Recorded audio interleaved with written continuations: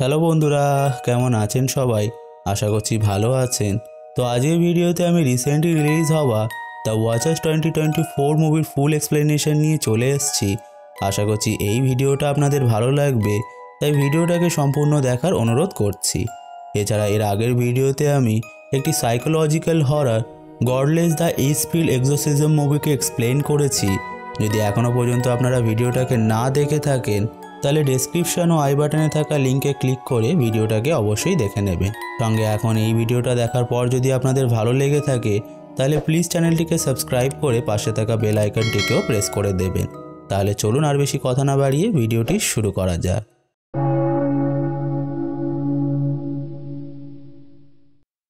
তো মুভিটির শুরুতে আমাদেরকে একটা জঙ্গলকে দেখানো হয়, যেখানে আমরা একটা ব্যক্তিকে জঙ্গলের মধ্যে এদিক ওদিক দৌড়াতে দেখি, যেটা দেখে আমরা বুঝতে পারি যে এই ব্যক্তিটা জঙ্গলের মধ্যে রাস্তা হারিয়ে ফেলেছিল। এই পয়েন্টে ধীরে ধীরে সন্ধ্যা নেমে আসতে লাগে, তাই সে যখন তার হাতে থাকা ঘড়িতে সময় দেখার চেষ্টা করে তখন সে লক্ষ্য করে তার ঘড়িটা আর কাজ করছে না। এখন দৌড়াতে দৌড়াতে যেহেতু সে খুব ক্লান্ত হয়ে গিয়েছিল, তার জন্য সে একটা গাছের উপরে উঠে রাত কাটানোর ডিসিশন করে, কিন্তু দুর্ভাগ্যবশত সে সেই গাছটা থেকে নিচে পড়ে যায়, যার ফলে তার হাতে প্রচণ্ড চোট আসে। কিন্তু তবুও সে খুব কষ্টে নিজের ব্যাগটার কাছে পৌঁছায়। আর ঠিক তখনই আমরা একটা ক্রিয়েচারের আওয়াজ শুনতে পাই, যাকে আমাদের দেখানো তো হয় না, কিন্তু সে সেই ব্যক্তিটাকে টেনে নিয়ে একটা গর্তের মধ্যে চলে যায়, যেখানে সেই ব্যক্তিটা সাহায্যের জন্য শুধু চিৎকার করতে থাকে। এরপর আমাদেরকে এই জঙ্গলটার বিষয়ে কিছু ইনফরমেশন দেওয়া হয়, লাইক এই জঙ্গলটা এমন এক মায়াবী জঙ্গল যার মধ্যে একবার কেউ এন্টার করলে আর ফিরতে পারে না। এছাড়া এই জঙ্গলটা কোনো ম্যাপে উপস্থিত নেই, আর এই জঙ্গলটিতে কিছু ক্রিয়েচাররা বাস করে, যারা কারা এবং কোথায় থেকে এই জঙ্গলে এসছে সেটা আমরা আগে জানতে পারবো। এনিওয়েজ, নেক্সট সিনে আমাদেরকে মুভিটির মেন লিড মিনাকে দেখানো হয়, যে একটা পেট স্টোরের মধ্যে কাজ করত। এখানে আমরা জানতে পারি মিনার মা 15 বছর আগে একটা দুর্ঘটনার কারণে মারা গেছে। এছাড়া তার একটা জড়োয়া বোনও আছে, যার সঙ্গে মিনার রিলেশনশিপ খুব একটা ভালো নেই। এখন একদিন পেট স্টোরের মালিক মিনাকে বলে তাকে একটা পাখিকে নিয়ে অন্য শহরে জুতে দিয়ে আসতে হবে, যেটাতে মিনা রাজি হয়ে যায় এবং সেই পাখিটা, যার নাম ছিল ডারউইন, তাকে নিয়ে বাড়িতে চলে যায়। এরপর আমরা জানতে পারি যেহেতু আজ মিনার মায়ের ডেথ অ্যানিভার্সারি ছিল, তার জন্য সে তার মন হালকা করার জন্য রাতে ক্লাবে চলে যায় এবং ড্রিঙ্কস বাগেরা করতে লাগে।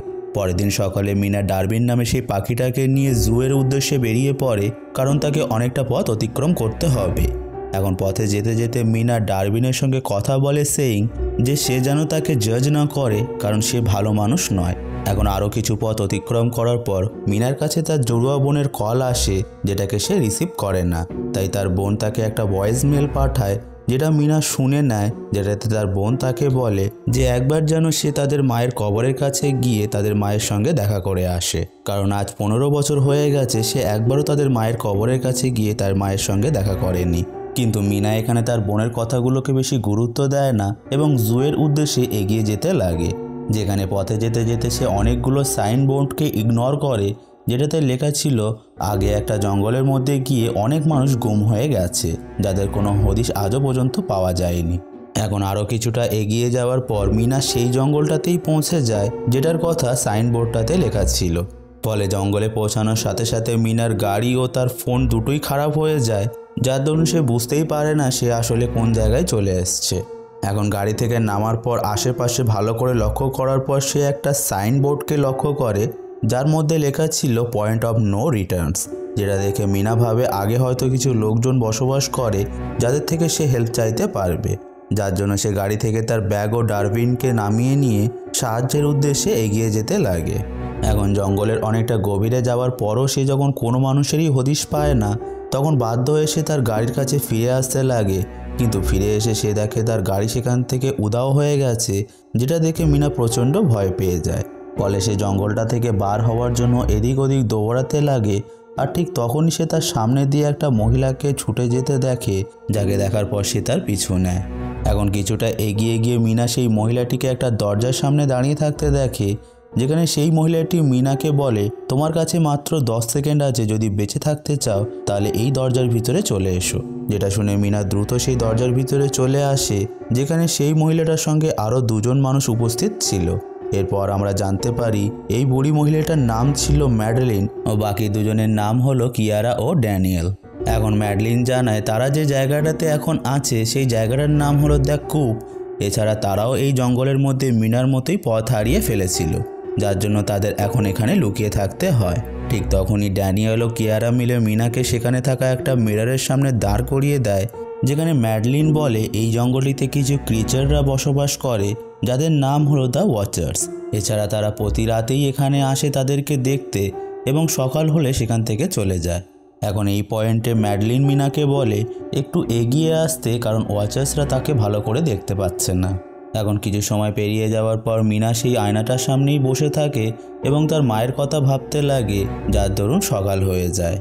এখন পরের দিন সকালে মিনা সেখান থেকে পালিয়ে যাওয়ার চেষ্টা করে, যাকে ম্যাডলিন ও বাকিরা বাধা দিতে গেলেও সে তাদের কোনো কথাই শোনে না এবং জঙ্গলের মধ্যে থেকে বাইরে বার হওয়ার রাস্তা খুঁজতে লাগে, যার দরুন সে একটা বাচ্চা মেয়েকে জঙ্গলের মধ্যে দাঁড়িয়ে থাকতে দেখে, যেটাকে বলে তুমি কেন এটা করছো। যেটা শুনে মিনা প্রচণ্ড ভয় পেয়ে যায় এবং সেখান থেকে পালিয়ে একটা পাহাড়ের উপরে উঠে পড়ে, যেখান থেকে দেখার পর সে রিয়েলাইজ করে যে সে আসলে জঙ্গলটির পুরো মিডলে চলে এসছে, যার আশেপাশে শুধুমাত্র ঘন জঙ্গল ছাড়া আর কিছুই নেই, যার মানে হলো সে এই জঙ্গলের মধ্যেই আটকে পড়েছে, যেখান থেকে ফেরার আর কোনো রাস্তাই নেই। এই পয়েন্টে ম্যাডলিন সেখানে চলে আসে, যে মিনাকে বলে তারাও তার মতো এই জঙ্গল থেকে অনেকবার বার হওয়ার চেষ্টা করেছে, কিন্তু বারবার তারা অসফল হয়েছে, কারণ এই জঙ্গলটা তাদেরকে একটা ট্র্যাপের মধ্যে জড়িয়ে নিয়েছে। ফলে তারা যতই দূরে চলে যাক না কেন, ঘুরে ফিরে তাদেরকে এখানেই ফিরে আসতে হবে। এছাড়া ম্যাডলিন তাকে কিছু সাইনবোর্ড দেখিয়ে বলে এগুলো তাদের জন্য এক ধরনের বর্ডার, যেখানে এই বর্ডারটি ক্রস করলেই তাদের মৃত্যু নির্ধারিত, কারণ এই বর্ডারটা পার করলেই তারা আর সন্ধ্যা হওয়ার আগে সেই শেল্টারের মধ্যে ফিরতে পারবে না। এখন কথাগুলো শুনে মিনা বুঝে যায় যে তার কাছে আর কোনো অপশান নেই, যার জন্য বাধ্য হয়ে সে পুনরায় সেই শেল্টারের মধ্যে ফিরে যায়। এরপর রাতে তারা চারজন মিলে সেই শেল্টারের মধ্যে নিজেদের মতন করে সময় কাটাতে লাগে, যাদেরকে দেখে সেই ওয়াচার্সরা তাদের নিজেদের মনোরঞ্জন করতে লাগে। এখন সেই দিন রাতে মিনা সেখানে একটা রিয়েলিটি শোয়ের ডিভিডি পায়, যেটা দেখে সে তার সময় কাটাতে শুরু করে। পরের দিন সকালে তারা সবাই মিলে যখন খাবারের খোঁজে জঙ্গলের মধ্যে যায়, তখন কিয়ারা মিনাকে বলে যে কিভাবে মেডিসিনাল প্ল্যান্টস খুঁজে পাওয়া যায়। সঙ্গে সে মিনাকে তার স্বামীর কথাও বলে, যার নাম হলো জন। 6 দিন আগে এই জঙ্গল থেকে বাইরে বার হওয়ার রাস্তা খুঁজতে বেরিয়েছিল, যে এখনও পর্যন্ত ফিরে আসেনি। যেটাতে অ্যাজ অ্যান অডিয়েন্স আমরা বুঝতে পারি মুভিটি শুরুতে আমরা যে ব্যক্তিটাকে দেখেছিলাম সেটা আসলে জনই ছিল। কিয়ারা বলে ম্যাডলিনের কথা অনুযায়ী যে ব্যক্তি ওয়াচার্সকে একবার দেখে ফেলবে তার বেঁচে ফিরে আসাটা সম্পূর্ণ ইম্পসিবল।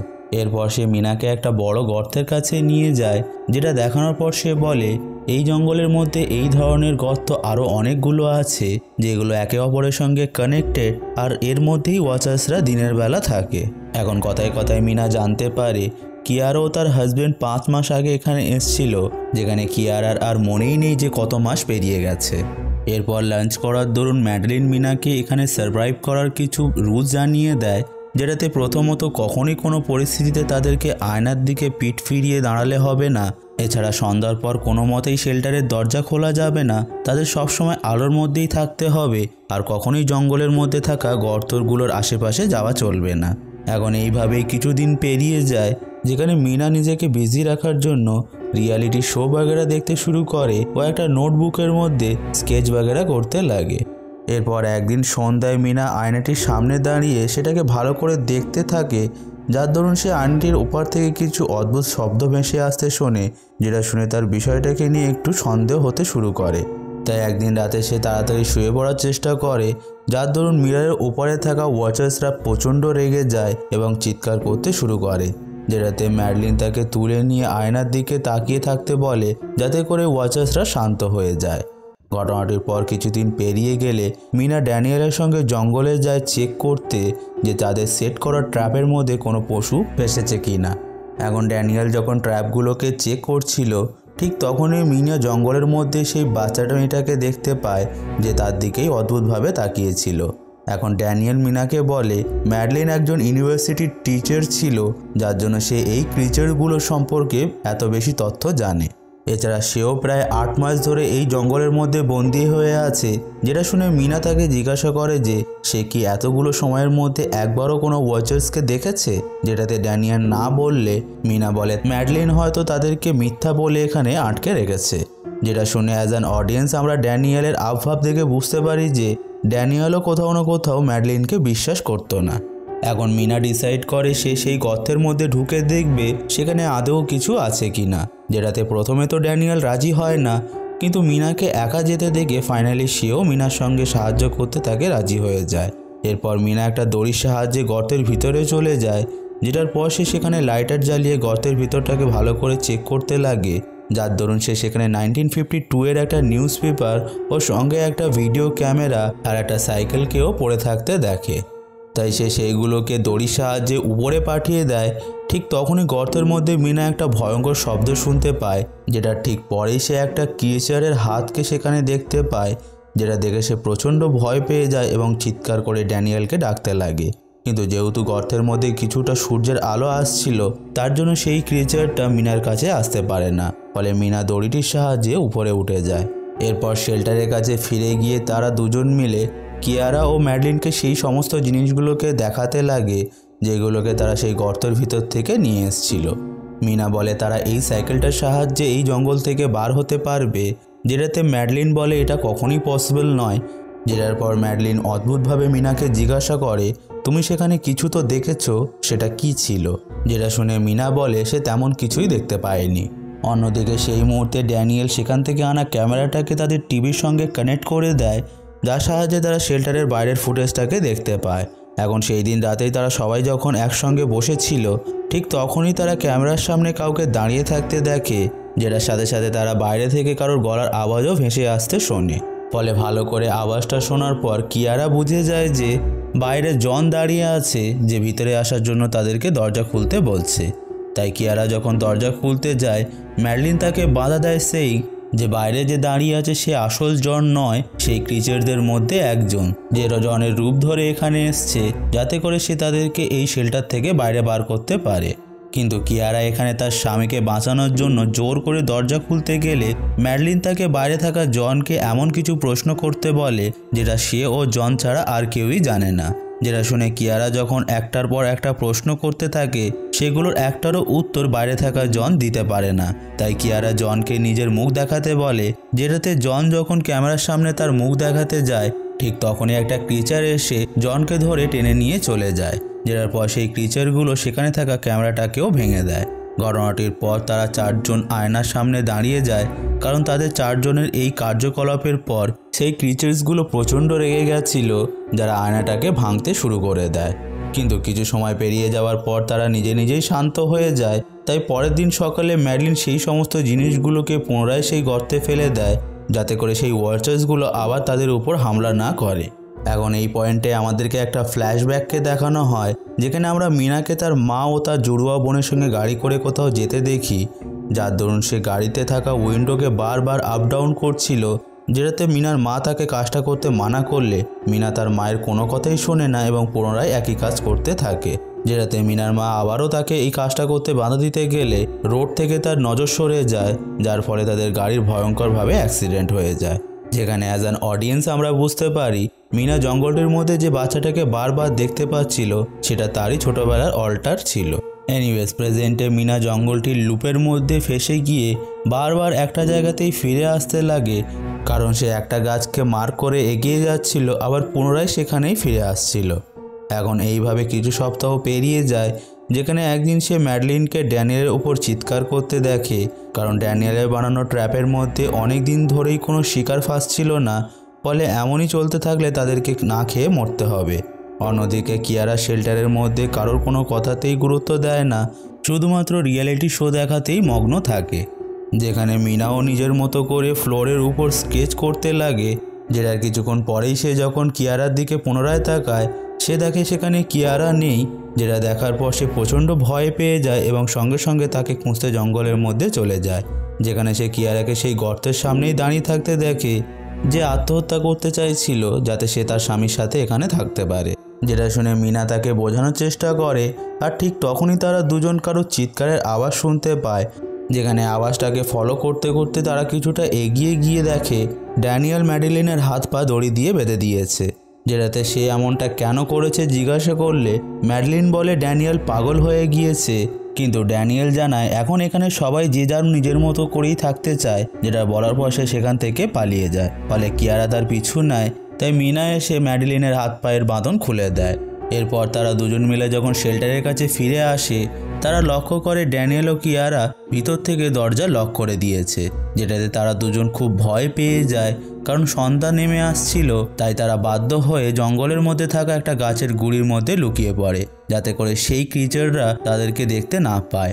অন্যদিকে শেল্টারের মধ্যে কিয়ারা ও ড্যানিয়েল আয়নাটির সামনে গিয়ে দাঁড়িয়ে পড়ে, যাদেরকে দেখতে পেয়ে সেই ক্রিচার বা ওয়াচাররা সেখানে চলে আসে। কিন্তু শুধুমাত্র দুজনকেই শেল্টারের মধ্যে দাঁড়িয়ে থাকতে দেখে সেই ক্রিচারগুলো প্রচণ্ড রেগে যায় এবং চিৎকার করতে লাগে, যেটাতে ড্যানিয়েল তাদের চিৎকার করে করে বলে দেয় যে বাকি দুজন শেল্টারের বাইরে জঙ্গলের মধ্যে আছে, যেটা শুনে সেই ওয়াচার্সগুলো জঙ্গলের মধ্যে তাদের দুজনকে খুঁজতে শুরু করে দেয়।